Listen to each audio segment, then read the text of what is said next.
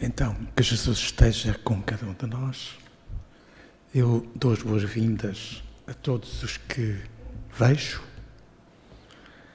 e a todos os que eu ainda não consigo ver, mas que estão a ocupar estas cadeiras todas. É pena, mas ainda não conseguimos ver. Vamos então ao trabalhinho desta hora. A doutrina dos espíritos, o espiritismo, é a única que nos esclarece e nos diz de onde viemos, por que viemos, o que fazemos por aqui e para onde vamos. Então, vimos do mundo espiritual o nosso mundo verdadeiro. O daqui, o mundo terreno, é uma passagem. É só por um tempo. Vimos para nos acertarmos com os nossos irmãos e as nossas irmãs, que possamos ter prejudicado em algumas alturas. Vimos provar os nossos malfeitos e algumas vezes vimos para expiarem faltas mais graves. Procurar fazer desta vez tudo certinho. Fazer somente o bem, ser correto e amoroso. Procurar pôr em prática a máxima de Jesus.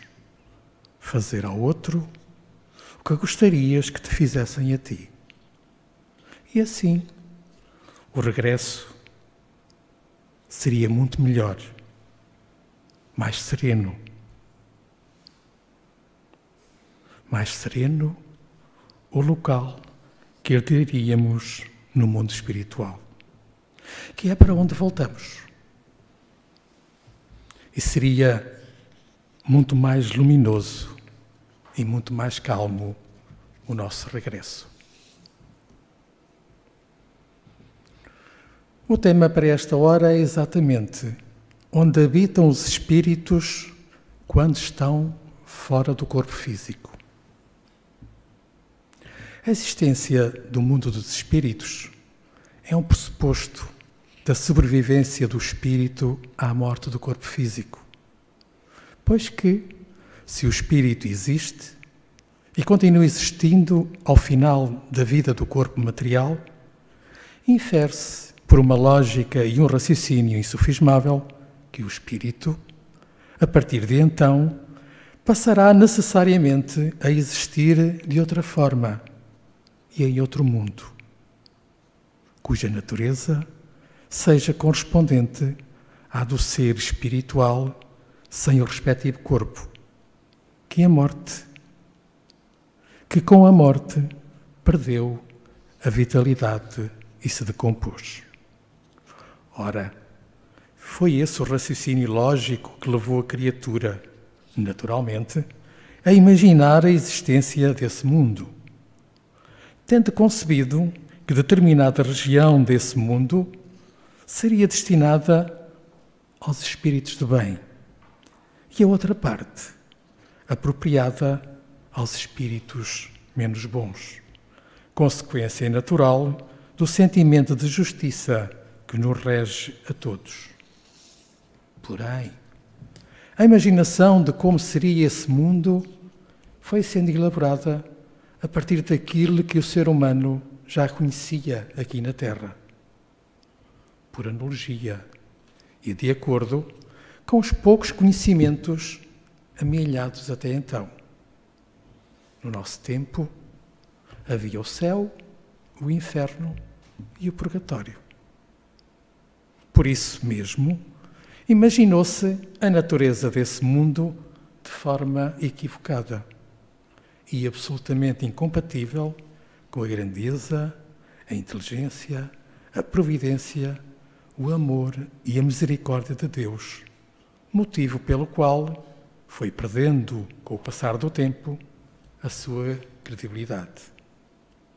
O Espírito de verdade, que é uma pleiade de espíritos elevados, onde se encontra Jesus, tem repetido no que concerne aos mundos elevados, que as criaturas não fazem a menor ideia de como são constituídos esses mundos e suas elevadíssimas e sublimadas relações, visto que ainda não tiveram acesso a tais lugares, interditos que são aos seres que por ora não os conquistaram, principalmente as qualidades morais para os habitar. Esses mundos são de uma beleza, de uma pureza e de uma luminosidade inigualáveis. Não guardando qualquer analogia, portanto, com a substância ponderável e grosseira do nosso planeta. Dito isto de introdução ao tema proposto, lembremos que a existência de outras moradas no universo afora foi perentoriamente revelado por Jesus, conforme registado no Evangelho de João, capítulo 14, versículos 1 a 3, e citada por Allan Kardec em O Evangelho segundo o Espiritismo, para fundamentar o seu capítulo 3º, que trata Há muitas moradas na casa de meu Pai. E Jesus diz-nos: não se turbe o vosso coração. Credes em Deus, crede também em mim. Há muitas moradas na casa de meu Pai. Se assim não fosse, eu já vos teria dito. Pois me vou para vos preparar o lugar. Depois que me tenha ido e que vos houver preparado o lugar, voltarei e vos levarei comigo, a fim de que, onde eu estiver, também aí estais. Então, depois destas ideias, vamos ao nosso tema. Onde habitam os espíritos?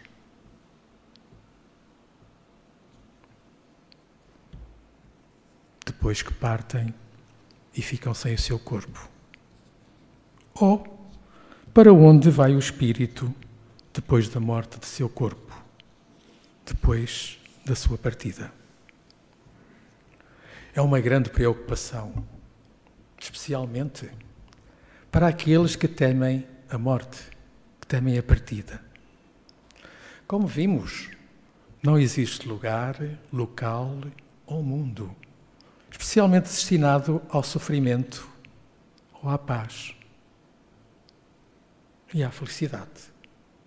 Nós é que criamos esse lugar, esse local e esse mundo com o que nós somos, com aquilo que nós fizemos quando passamos por aqui. Os espíritos se reúnem no mundo dos espíritos segundo a sua afinidade vibratória. E isso é consequência do seu estado moral. Ao desencarnar, cada um é o que é, o produto dos seus pensamentos, dos seus sentimentos, dos seus atos e de todo o bem que praticou, que distribuiu ao longo da sua estadia aqui no plano físico. A cada um segundo suas obras. Foi Jesus que nos disse. Existem muitos espíritos que desencarnam e que, devido a estarem muito mais ligados ao que é material, ligados aos bens, às casas, aos carros, ao dinheiro, agarrados a tudo o que eles consideram deles, continuando assim muito vinculados à costa física, vinculados à terra, não conseguindo subir, dada a sua grande densidade. O material, o que é material, ainda está muito com eles. Alguns até não conseguem se perceber como desencarnados. ainda não perceberam que já partiram, acreditando estarem ainda vivos, de posse de seu corpo físico. Muitos continuam a viver e a ir aos mesmos locais e fazerem tudo o que faziam quando encarnados. Irem trabalhar, pegarem no seu trator para ir até à fazenda. Não têm noção ainda que já não estão no mundo dos vivos do mundo material, chegando assim até a manter igual ritmo de vida. Há aqueles que continuam a viver no mesmo ambiente familiar, juntamente com os seus amados, só que ficam muito tristes e às vezes muito zangados, porque falam, chamam por eles e não têm a resposta. Mas existem também muitos outros espíritos que seguem, que caminham, dado o seu grau de afinidade, e por estarem ali espíritos afins.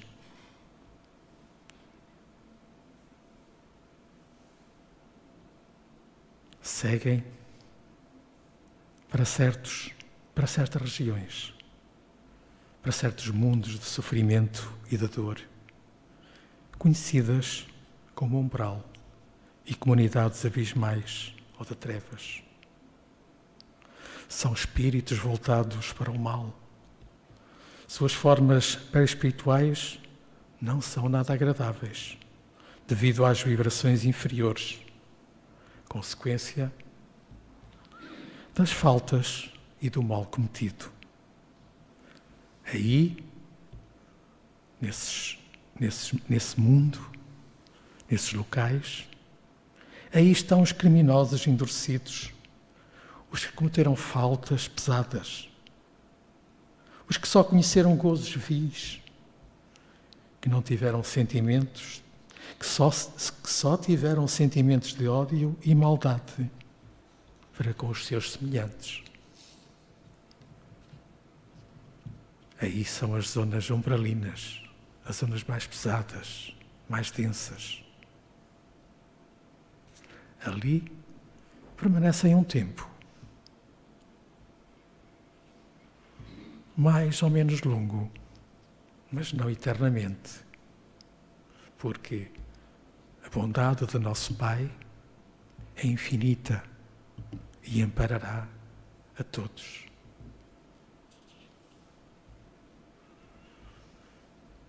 Os espíritos que já alcançaram determinados graus de superioridade se reúnem nas esferas superiores, onde reinam a paz, a harmonia e o trabalho.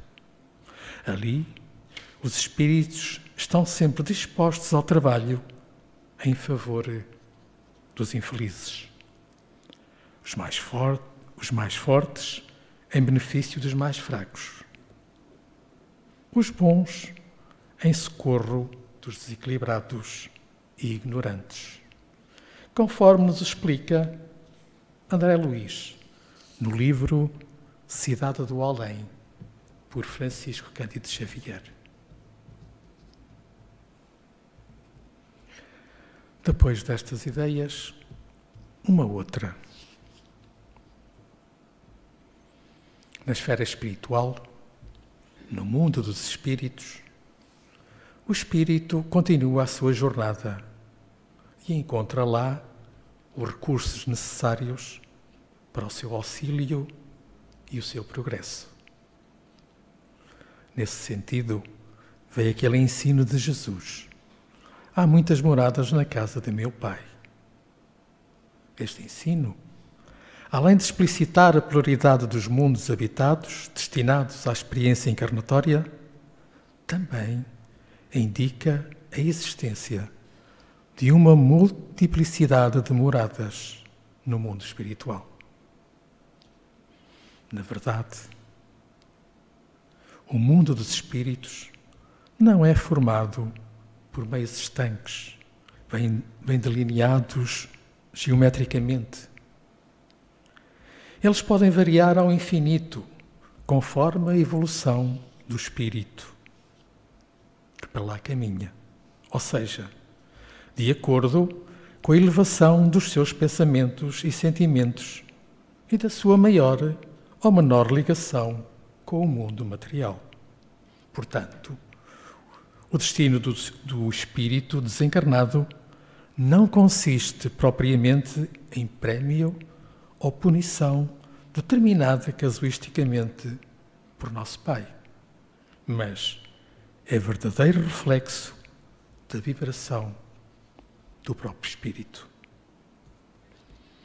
A literatura que a espiritualidade superior nos tem enviado através dos espíritos de luz traz-nos relatos de diversos cenários no além-túmulo.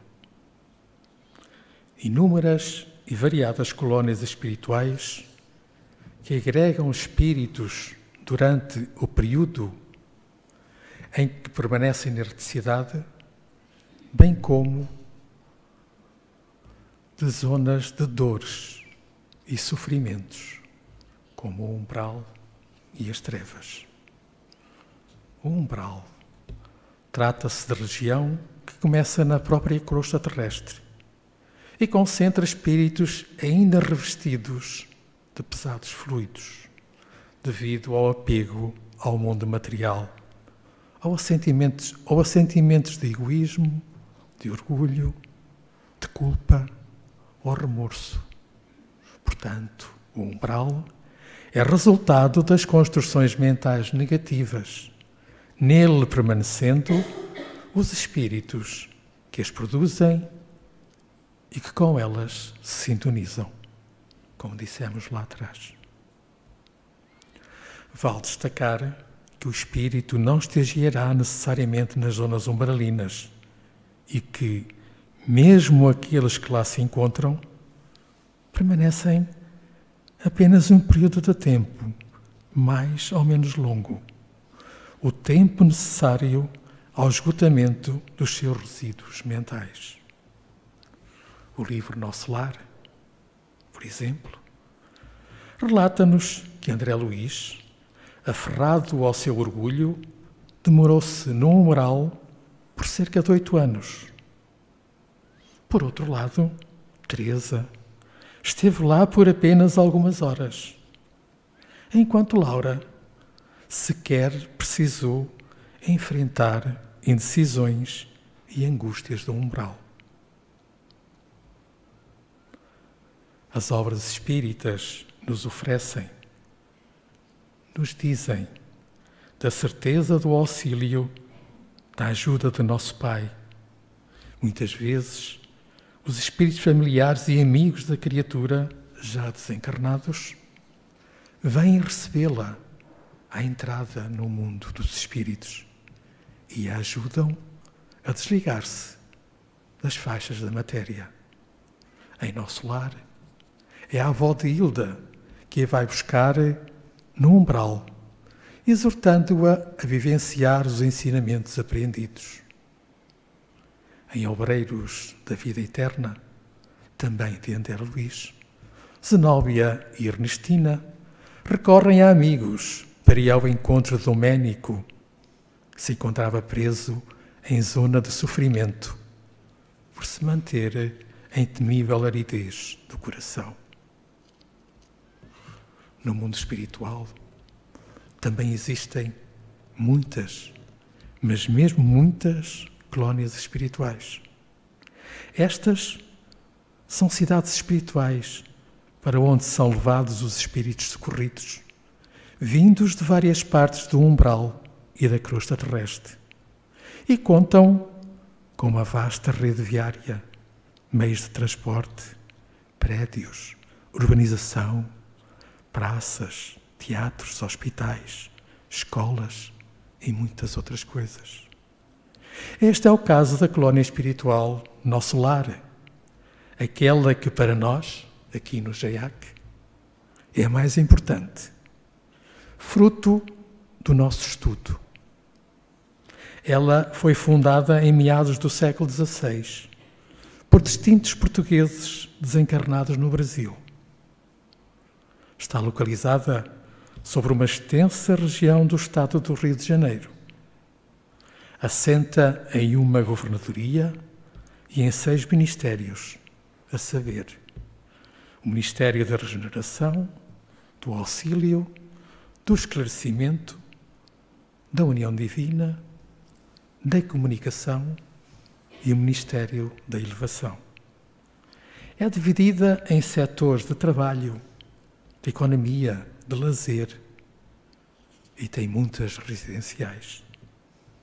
Aliás, como qualquer metrópole terrena, mas muito mais bonita.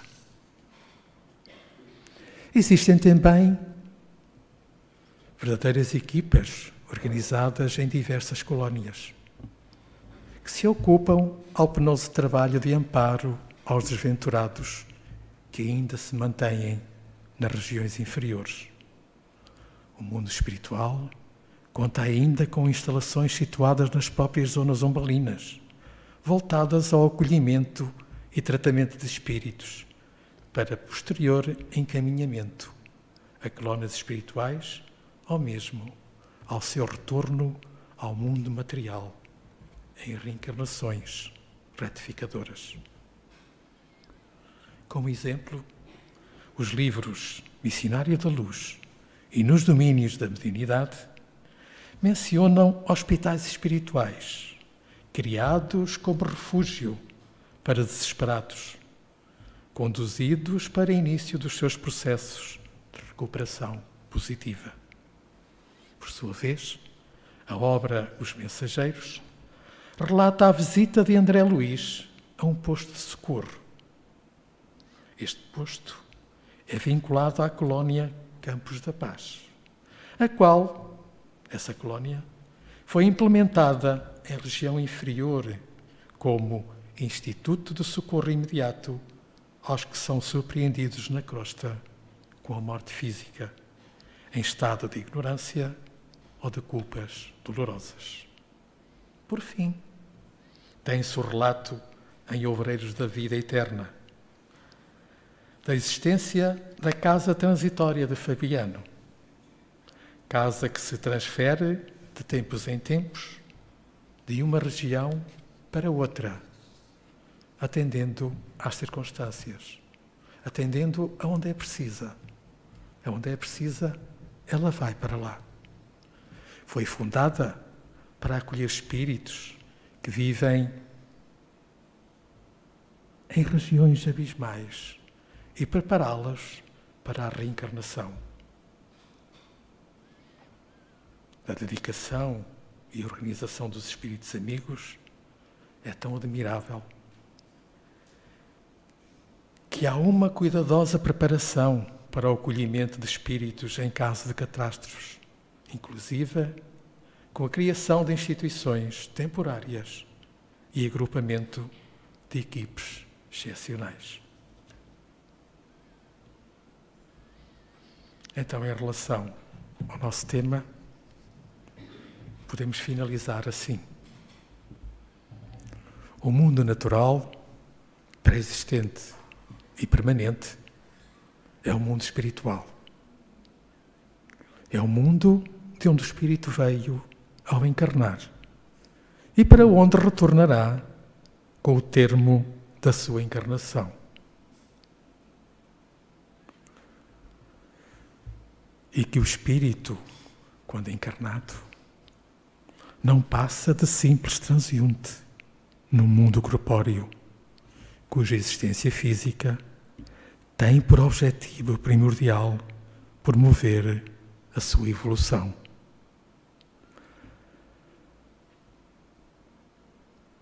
Repetindo-se tantas as vezes quantas forem necessárias até que ele atinja o seu objetivo final, a perfeição. É para isso que todos estamos fadados. sendo o corpo físico mera vestimenta ou instrumento por meio do qual o espírito se relaciona com os demais encarnados e com os elementos do mundo material, com todos nós aqui. Todos os livros aqui enumerados são de André Luiz, a psicologia, a psicografia de Francisco Cândido Xavier.